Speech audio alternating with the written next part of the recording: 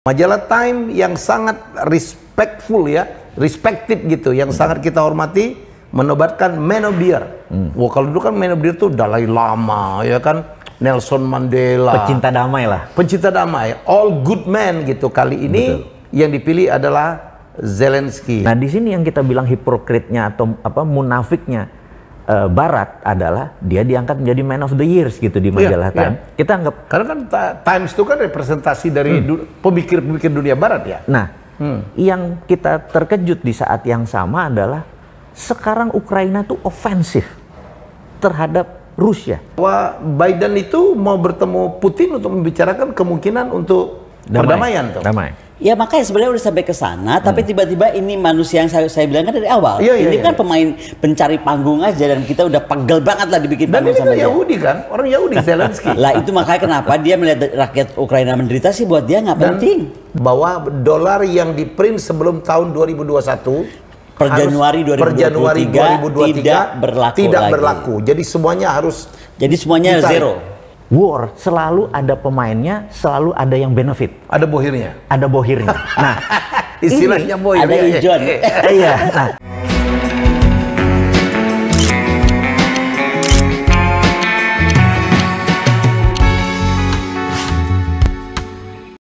Oke, jumpa lagi kita dalam acara konspirasi kontradiksi. Gue selalu ngeliat ke belakang ya, jadi biar mastiin ngeri salah. Kon itu sebenarnya kan koni, dokter koni. Dulu tuh kita mau nyebut acaranya konspirasi, hi-nya tuh haye gitu. Nama soinya di mana gitu ya? Udahlah, nggak usah gitu-gitulah. Mardiku. Jadi, waduh, ini topik kita tentang Zelensky ya, yang kemarin itu penjahat perang tanda tanya 3 kali gitu kan. Wah, responnya luar biasa. Keren ya. Banyak orang yang merasa bahwa nah ini dong ada insight yang betul-betul disampaikan. Jadi itu pendidikan politik yang orang suka banget, Dr. Koni. Betul. Kayaknya jobnya makin banyak ya. Ini ada undangan ya. Sekarang langsung nanti dari mata pandangan mata langsung di lapangan nanti di Valda. Oh iya, nanti kita ya. Kalau job gua kan lokal-lokal aja, Bro. Solo. Ini ke Moskow. Oh iya, kemarin ada undangan dari ke Solo besok katanya. Ya, kita ke Solo gitu. Itu penting untuk diundang Solo, betul nggak? Oh iya, ya ini lebih penting ke Solo daripada ke Valda gitu. Tanda-tanda apa? Yang diundang banyak, Bu. Oke, kita masih akan melanjutkan Zelensky. Kaget banget kita. Mas Uwi, kita kemarin kan sempat ngebahas bahwa dunia Barat, Biden udah nggak happy tuh dengan Zelensky.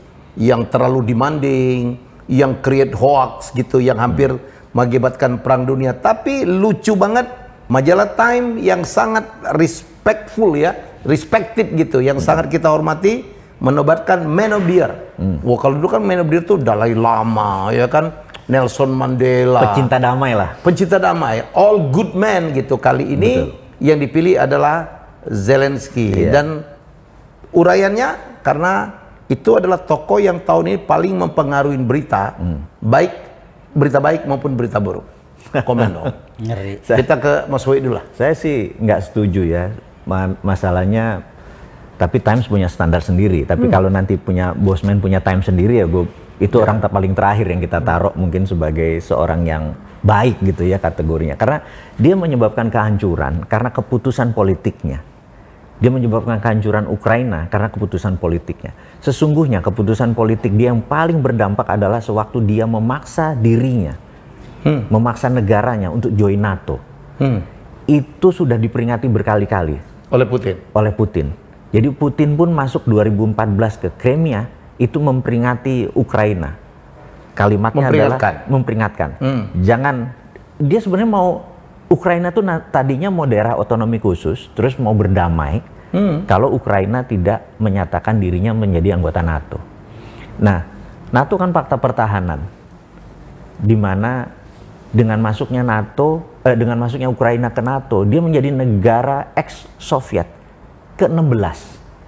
Bayangin, dan itu akan menjadi nation threat buat Rusia. Tapi keputusannya ngotot sekali, gitu ya, ngotot sekali. Dan ternyata keputusannya bukan karena atas nama nationnya Ukraina. Baru sekarang kita ketahui ternyata atas nama sekelompok teman-temannya dia yang mendapatkan benefit dari biaya perang. Itu yang jelas-jelas saat ini sudah terbuka. Nah, di sini yang kita bilang hipokritnya atau munafiknya Barat adalah dia diangkat menjadi Man of the Years gitu di majalah Time. Kita anggap karena kan Times itu kan representasi dari pemikir-pemikir dunia Barat ya. Nah, yang kita terkejut di saat yang sama adalah sekarang Ukraina tuh ofensif terhadap Rusia. Jadi 4 pangkalan udaranya Rusia di drone sama Ukraina.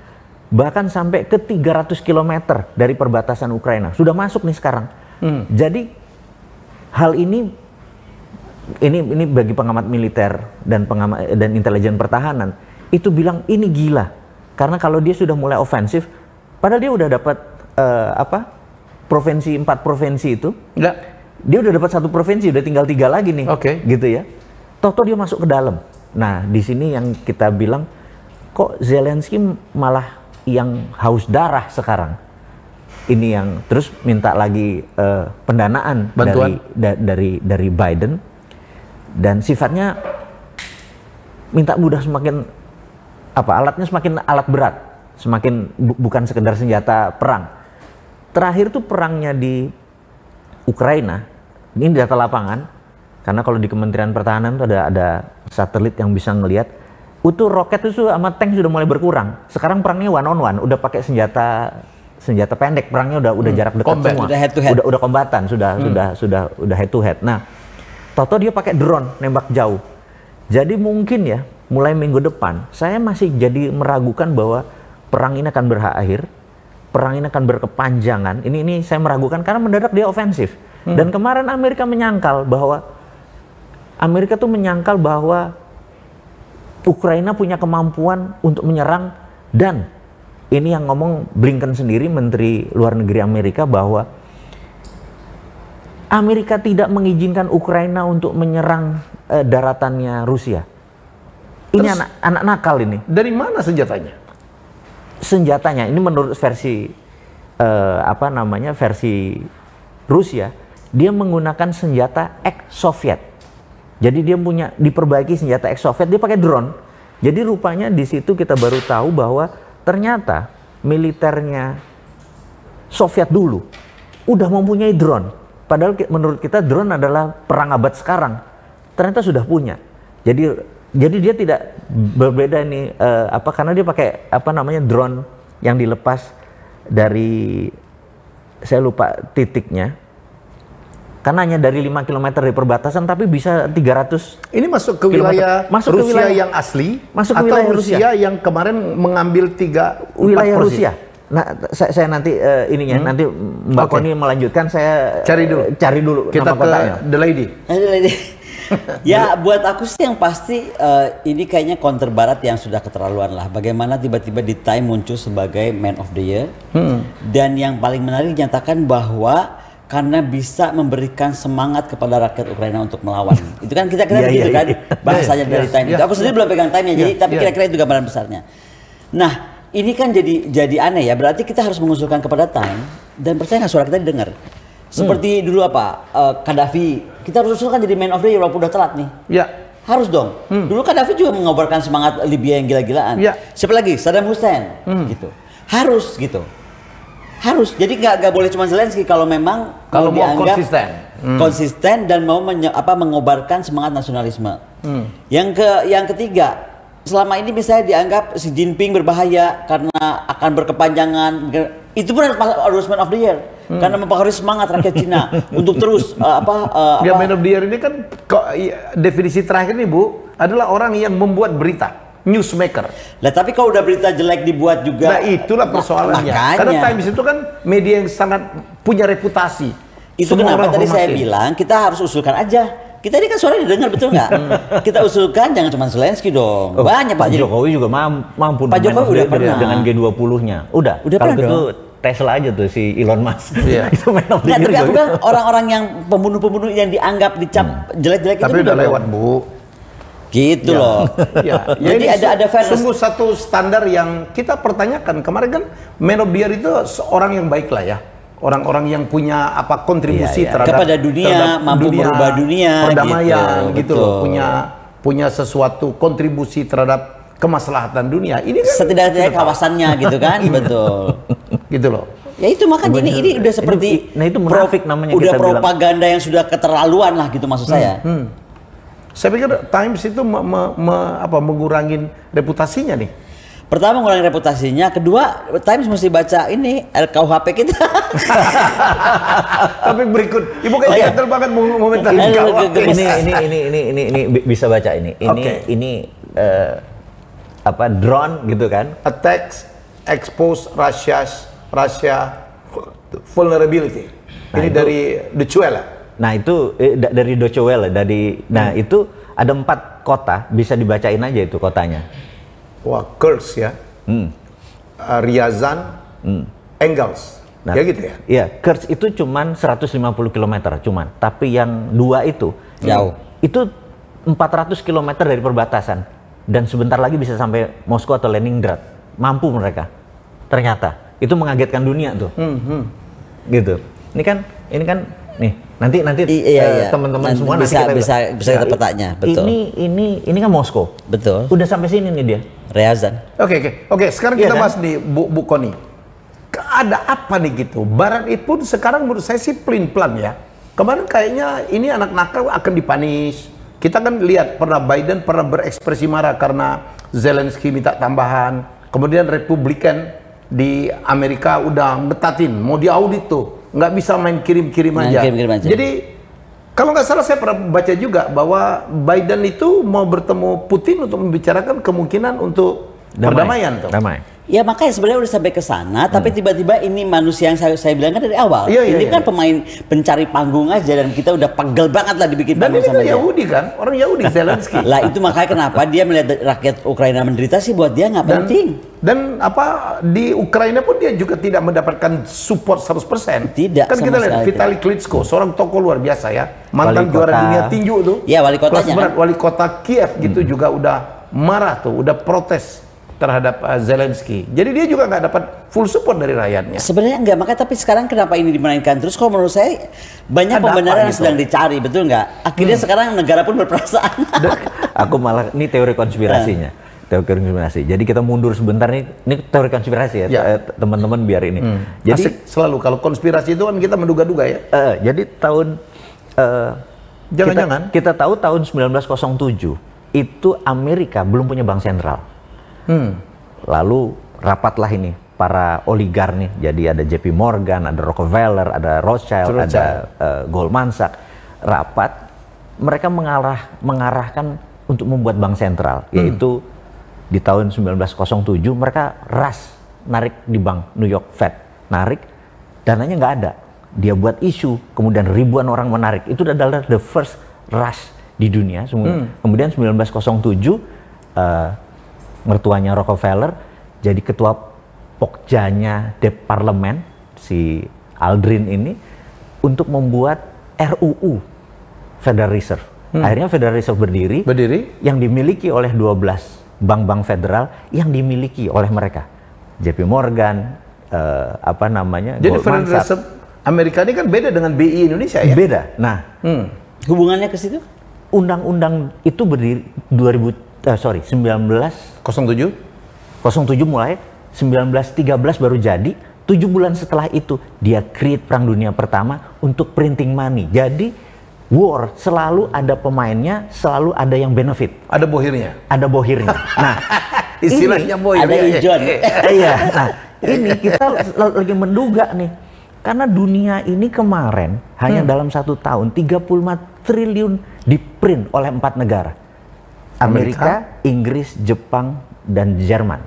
Itu total. Cina malah enggak ya? Kita nggak ngitung. Ini yang 35 triliun. Okay. Cina juga ngitung. Nah, kekayaan dunia ini kan 110 triliun Total. 35-nya diprint hanya dalam 2 tahun terakhir. Ini oversupply terhadap dolar, ini oversupply yang menyebabkan inflasi. Makanya di dunia ini. Karena itu harus di-spend. Jadi kita menduga ini memang by design. Ini konspirasi loh. Konspirasi. Mudah-mudahan teman-teman jangan seneng yang ini daripada yang berita dari majalah Time. Gitu. Jadi gue jadi kepikir barusan, ini jangan-jangan jadi nih barang, bener nggak? Untuk cara menarik dolar begitu. Iya. Dijadikan production. Kalau nggak inflasi. gitu.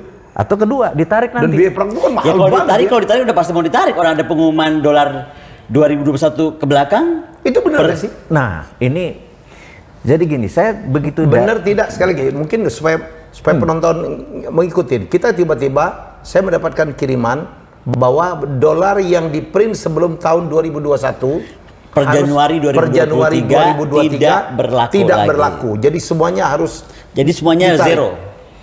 Enggak, kalau nggak kita bawa setorkan ya zero, angus. Ya artinya kan harus di Jadi kalau saya melihatnya, kalau teori konspirasi tadi, ini kan reserve-nya Rusia ini banyak sekali. Dan pasti kan tahunnya mundur dong. Perkiraan kita kan karena perangnya 2022 ya berarti kan uangnya Yang- stok 2022 yang belakang. ini udah benar apa hoax? Oh, kalau itunya benar. Kalau itu memang strategi perang. Jadi perang itu ada 7 macam. Tapi ini nggak perang. Sebenarnya aku potong ya. Iya. Tapi strategi perang yang gini loh, egonya siapapun Barat terhadap Rusia itu menghancurkan seluruh dunia. Itu yang nggak benar. Tapi saya pikir bukan itu aja ya, bukan itu aja. Saya kemarin bicara dengan beberapa orang ahli moneter. Nggak mungkin Amerika akan berani melakukan itu. Karena kenapa dolar itu demikian diakui dan paling banyak dipakai seluruh dunia? Karena dia adalah yang paling dipercaya tuh. Stabilnya Stabilnya Ya. lah, yang kemudian konon apa? Saya nggak tahu apakah paling gampang ditiru atau paling sulit ditiru justru karena cuma hijau doang itu. Dan orang semua nyaman kan pegang dolar. Kalau ini kan orang nggak nyaman. Karena saya tahu nih ada beberapa keluarga yang gua kenal itu di berangkasnya memegang dolar itu jutaan dolar dia taruh aja di berangkas gitu karena dia Karena nyaman. paling aman kan? Paling aman, nggak bakal turun, nggak bakal juga akan. Dia ngomongnya masih keluarga, bukan dia. Iya dong, ini bukan padahal gua sih padahal level dia. keluarga aja. Kalau Owi kan udah perbankan triliun-triliun. Dia mau aman pajak ngomongnya Iya, iya. keluarga, padahal keluarga gue maksudnya. Oke. Apa lagi? Pertanyaan apa tadi? Gue sampai lupa. Ya gitu, ini benar nggak sih kalau apa Oh, gini. Amerika akan itu? Jadi gini, Amerika itu memang ada beberapa hal yang kita tahu bahwa kebijakan luar negerinya itu sejak tahun 45 yang namanya long telegraph-nya si George F. Kennan itu tidak pernah merubah kebijakan luar negerinya Amerika. Itu Ya, kita harus tahu bahwa satu kontrol dolar, dua kontrol world wealth gitu. Karena Amerika memang punya 5% penduduk dunia, sampai saat ini juga 5% penduduk dunia ada warga negara Amerika, tapi world wealth 60% dipegang oleh Amerika gitu ya. Dan control of dollar, tadi world wealth gitu ya. Terus control of energy.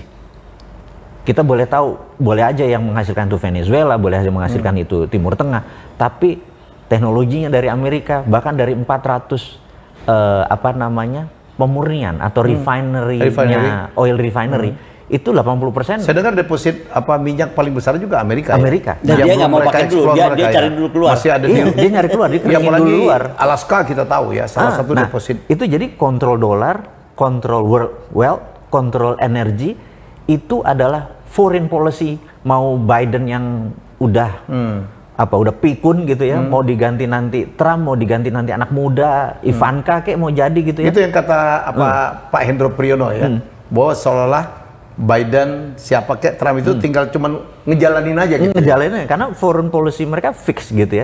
Terus ditambah sekarang lagi bahwa mereka akan kontrol health dunia dan terakhir adalah mengontrol weather.